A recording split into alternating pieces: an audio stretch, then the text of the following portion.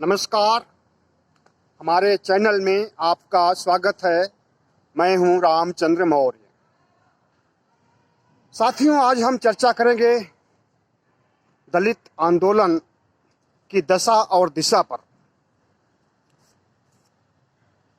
दलित आंदोलन क्या भटक गया है? क्या दलित आंदोलन राष्ट्र की मुख्य धारा से अलग थलग हो गया है? क्या दलित आंदोलन जिस मकसद के लिए, जिस उद्देश्य के लिए शुरू हुआ था, उस उद्देश्य तक पहुंच पाया है? क्या दलित आंदोलन, अम्बेडकरवादी आंदोलन, बुद्धिज्म अपने मुकाम पर पहुंचने के लिए कारगर प्रयास कर रहा है या रास्ते में ही भटक गया है? साथियों, आज हम इसी विषय पर चर्चा करेंगे और विचार विमर्श चर्चा शुरू होने से पहले हम आपसे अपेक्षा करते हैं कि आप हमारे चैनल को सब्सक्राइब कर लीजिए और सामने की बेल आइकन को ज़रूर दबाएं ताकि जो भी वीडियो हम बनाएं, अपलोड करें, वो आपको तुरंत मिल जाए। तो साथियों, दलित आंदोलन बहुत पहले शुरू हो गया था और बाबा साहब भीमराव अंबेडकर ने इसे हवा दिया था, इसे ताकत दिया था। उन्होंने खुद अपनी पार्टी बनाई थी, रिपब्लिकन पार्टी ऑफ इंडिया, और इस नाम से संगठन भी बनाया था और दलित आंदोलन को धार देने के लिए, उसमें ऊर्जा भरने के लिए और उसे मोटिवेट करने के लिए, उसे अपना हिस्सा पाने के लिए बाबा साहब ने जो कुछ भी किया आपको पता होगा। बाबा साहब ही नहीं, बहुत से समाज सुधारक और दलित नेता पैदा हुए हैं जिन्होंने इसे मुकाम तक ले जाने के लिए, दलित आंदोलन को धारदार बनाने के लिए काम किया। और ये आंदोलन द्रुत गति से, तेज गति से चला भी था और चल भी रहा है। ऐसी बात नहीं है कि दलित आंदोलन थम गया है, लेकिन जिन रूपों में चल रहा है, क्या इन रूपों में चलने पर दलित आंदोलन अपने मकसद तक, अपने उद्देश्य तक, अपनी मंजिल तक पहुंच पाएगा? हमें तो नहीं लगता। और उसके ठहराव के पीछे की शक्तियों के बारे में अगर सोचा जाए तो शायद अच्छा होगा। दरअसल दलित आंदोलन ही नहीं, कोई भी आंदोलन हो, जब तक उसे ताकत नहीं मिलेगी, ऊर्जा नहीं मिलेगी और जन समर्थन नहीं मिलेगा, तब तक वो आंदोलन एक आंदोलन नहीं बन पाएगा, बल्कि एक छोटे मोटे आंदोलन के रूप में ही माना जाएगा। आंदोलन भी कई तरह के होते हैं। गांधी जी ने भी चलाया था, भगत सिंह का भी रास्ता था आंदोलन चलाने का, लेनिन का भी था, स्टालिन का भी था। तो आंदोलन कई तरह के होते हैं और उसमें से समय और काल के मुताबिक, समय और परिस्थितियों के मुताबिक आंदोलन को चुनना पड़ता है। तो आज जिस आंदोलन से हम जुड़े हुए हैं या हमारे लोग जुड़े हुए हैं, क्या वजह है कि उससे न तो उन्हें सत्ता में भागीदारी मिल रही है, न दलितों के ऊपर अत्याचार रुक रहा है और न दलित समाज में एकता है और संगठन है कोई। बाबा साहब भीमराव अंबेडकर ने संबोधित किया था, शिक्षित बनो, संगठित बनो, संघर्ष करो, तभी अपनी मंजिल तक पहुंच सकते हो। लेकिन बाबा साहब के विचारों से बाबा साहब के बताए रास्तों पर आज कौन चल रहा है? दलित आंदोलन में जिस तरह से बिखराव आ गया है, दलित आंदोलन में जिस तरह से ब्राह्मणवाद घुस गया है, दलित आंदोलन में जिस तरह से एक दूसरे को पछाड़ने की होड़ मची हुई है, क्या इससे दलित आंदोलन आगे बढ़ेगा? साथियों, एक बात ध्यान रखिए कि जब जब भी किसी सभ्यता का, संस्कृति का या समाज का पतन हुआ है, उसमें ब्राह्मणवाद का बहुत बड़ा रोल रहा। चाहे वो मौर्य साम्राज्य का पतन हो, चाहे वो बौद्ध धर्म का पतन हो, चाहे वह बाबा भीमराव अंबेडकर के जीवन से जुड़े ब्राह्मणवाद या ब्राह्मणवादी महिला का रोल रहा हो। हर जगह ब्राह्मणवाद एक नया रूप लेकर के कोरोना की तरह पहुंच जाता है, बताएगा आपको कि मैं आपका हितैषी हूं, लेकिन उससे बड़ा शत्रु कोई नहीं होता है। ब्राह्मणवाद आरएसएस कभी नहीं चाहता, कभी नहीं सोच सकता कि दलित समाज प्रगति करे। और जो लोग ब्राह्मणवाद पर विश्वास करते हैं और जो लोग ब्राह्मणवाद को हथियार बनाना चाहते हैं, शायद उनसे बढ़ करके नासमझ, नादान, गंवार भी कह सकते हैं। कोई नहीं होगा। इतिहास को देख लिया, लेकिन इतिहास से कोई सबक नहीं लिया। हम मायावती के संबंध में कह रहे हैं कि जिस तरह से वो प्रबुद्ध सम्मेलन कर रही हैं, ब्राह्मणों का सम्मेलन कर रही हैं और त्रिशूल लेकर के सम्मेलन में जा रही हैं, जय श्री राम के नारे लगा रही हैं, नमो बुद्धाय को भूल करके, जय भीम को भूल करके हर हर महादेव कर रही हैं सतीश मिश्रा की वजह से, उससे ब्राह्मण समाज का एक मुश्त वोट तो उनको मिलने वाला नहीं है। कुछ ही प्रतिशत या मिल सकता है, या हो सकता है कि वो भी न मिल पाए। लेकिन दलित समाज का और पिछड़ा वर्ग का जितना वोट उनसे बिदक रहा है, बिछड़ रहा है, उसकी शायद उन्हें कल्पना नहीं। मायावती आज जिस तरह से ब्राह्मणवाद के जाल में फंस चुकी हैं, उन्हें इसके बारे में गंभीरतापूर्वक सोचना चाहिए। और वो खुद ब्राह्मणवाद की विरोधी रही हैं अरसे तक। कभी इन्होंने ही नारा दिया था, इनकी पार्टी ने ही नारा दिया था, तिलक तराजू और तलवार, इनको मारो जूते चार। इस तरह के बहुत से नारे दिए गए थे, स्लोगन दिए गए थे। और वही मायावती आज 10% ब्राह्मण वोट के लिए, 10% भी नहीं होगा उत्तर प्रदेश में, 10% वोट पाने के लिए पिछड़ों के 52% वोट को, दलित समाज के 21% वोट को, अल्पसंख्यकों के 20% वोट को ठुकरा रही हैं। मायावती को पता है कि जिस तरह से अंबेडकरवाद प्रभावी हुआ है और बुद्धिज्म का दौर चल रहा है, इससे ब्राह्मणों में बड़ी निराशा है, बड़ी खलबली है। न तो बुद्धिज्म, अंबेडकरवादी लोग ब्राह्मणों को पसंद करते हैं और न ब्राह्मण लोग दलितों को पसंद कर रहे हैं।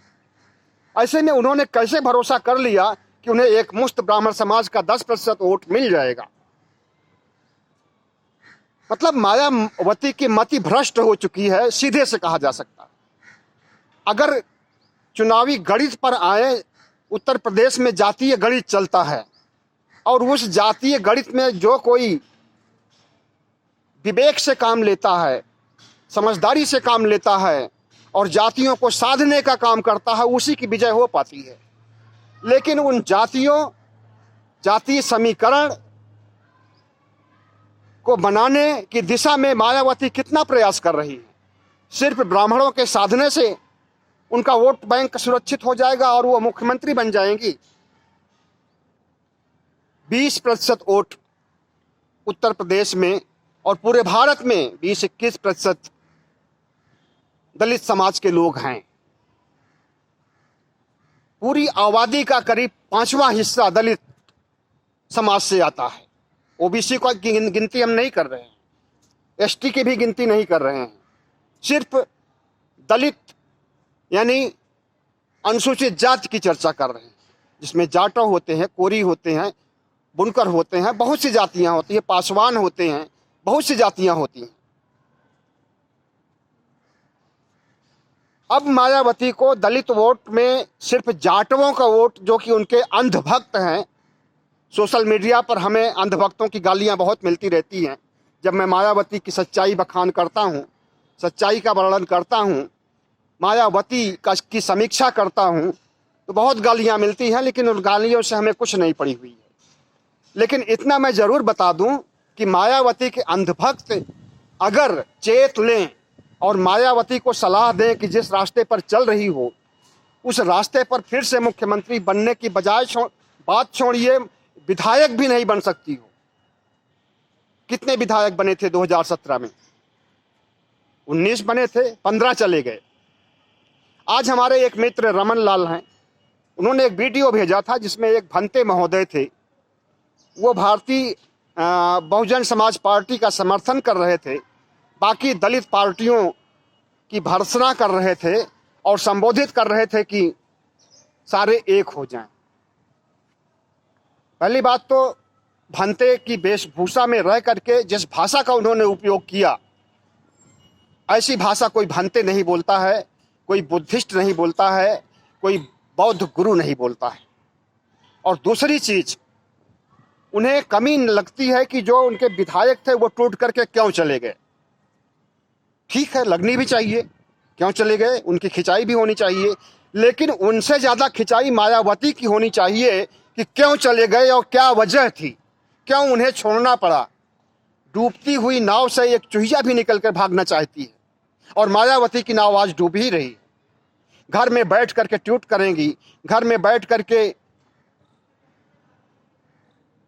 बयान जारी करेंगी, लोगों से मिलना जुलना, दलित महिलाओं के ऊपर जो अत्याचार हो रहा, जितने बलात्कार होते हैं, कहीं भी मायावती को देखा है आपने? जितने दलित हत्याकांड हुए हैं, कहीं भी मायावती को देखा है आपने? जितने भी दलितों के ऊपर अत्याचार होते हैं उनके खिलाफ और भारतीय जनता पार्टी के खिलाफ बोलते हुए देखा है आपने? योगी के ठोक दो की नीति को की भर्त्सना करते हुए देखा है आपने? नहीं देखा है, क्योंकि मायावती अब 2007 वाली मायावती नहीं हो गई। 2007 में इनमें जोश था, जुनून था और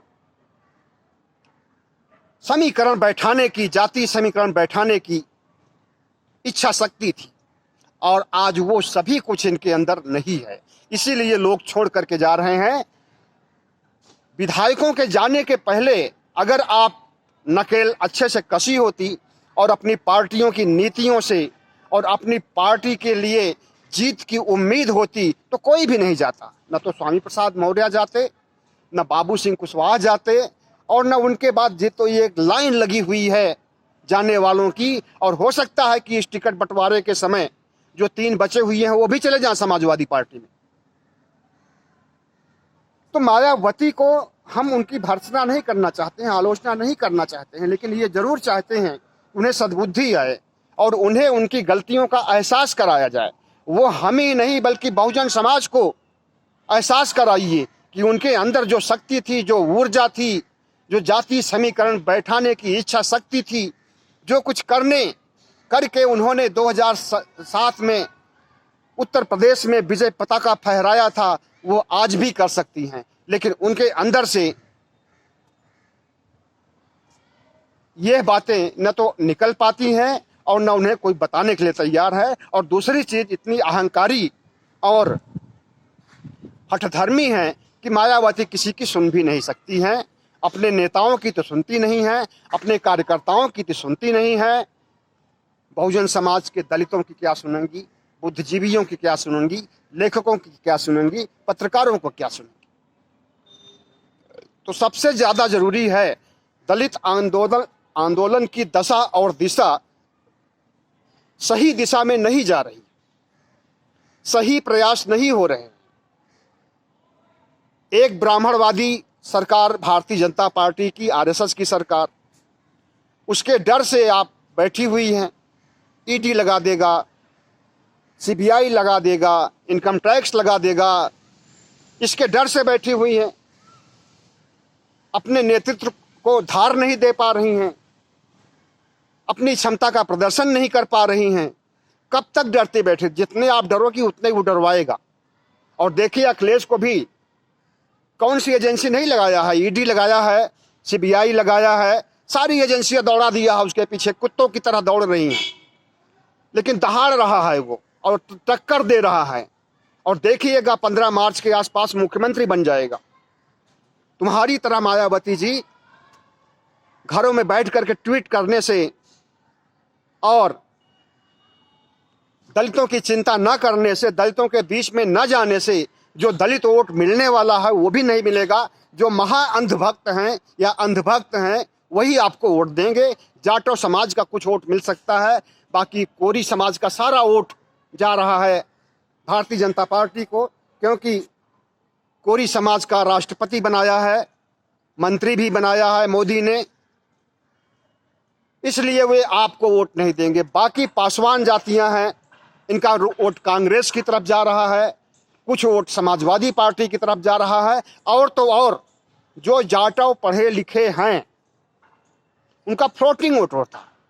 फ्लोटिंग वोट होता है कि वो अंधभक्त नहीं होते, वो हवा देख करके वोट देते हैं। तो सिर्फ जाटो समाज में ही नहीं, पूरे समाज में, अगड़ा समाज में, पिछड़ा समाज में, जाटो समाज में, दलित समाज में, जितने भी समाज हैं, जितने भी जातियों के समाज में हैं, सब में फ्लोटिंग वोट होते हैं। और ये फ्लोटिंग वोट थोड़े बहुत नहीं, 25% होते हैं। और यही जिस तरफ मुड़ते हैं उन्हीं की जीत होती है। हर पार्टियों का एक जनाधार का आंकड़ा होता है उसके पास। जैसे भारतीय जनता पार्टी के पास है, ब्राह्मण हैं, बनिया हैं, ठाकुर, इनका 80-90% तक वोट उन्हें पक्का है कि मिलेगा। और फ्लोटिंग वोट मिल गया, कुछ दलितों को तोड़ लिए, तो सरकार भी बना सकते हैं। कितनी भी इनकम्बेंसी हो, कितना भी महंगाई हो, कितना भी कोरोना का कहर हो, लेकिन जब वो जाति समीकरण को बैठा लेंगे तो निश्चित रूप से उनकी जीत होगी। लेकिन उनसे ज़्यादा शक्तिशाली आज अखिलेश यादव हैं। और मायावती जी, अगर आप कोशिश की होती तो आप अखिलेश से भी ज़्यादा शक्तिशाली होती, क्योंकि आपको 20-21% दलित वोट पूरा मिल जाता। आप सक्रिय होती तो पूरा का पूरा। सरकार कितने प्रतिशत वोट पर बनती है? 30 से 35 तक में सरकार बन जाती है। 20% वोट आपके ये हो गए। मुसलमानों के भी कुछ वोट मिल जाते हैं आपको।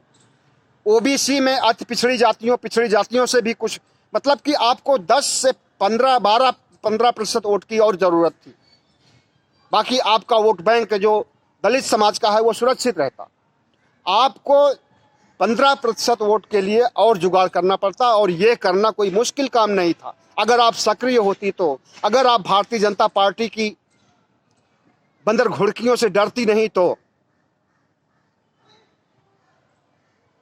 और आज भी आपके बारे में जो लोग सोचते हैं, सही सोचते हैं कि भारतीय जनता पार्टी की बी टीम है, भारतीय जनता पार्टी इसका इस्तेमाल करेगी, अगर कुछ सीटें बाकी रह जाएगी और आपके पास कुछ सीटें आएंगी तो आपके सारे विधायकों को तोड़ लेगा। आपको पार्टी में रख करके पहले की तरह मुख्यमंत्री नहीं बनाएगा।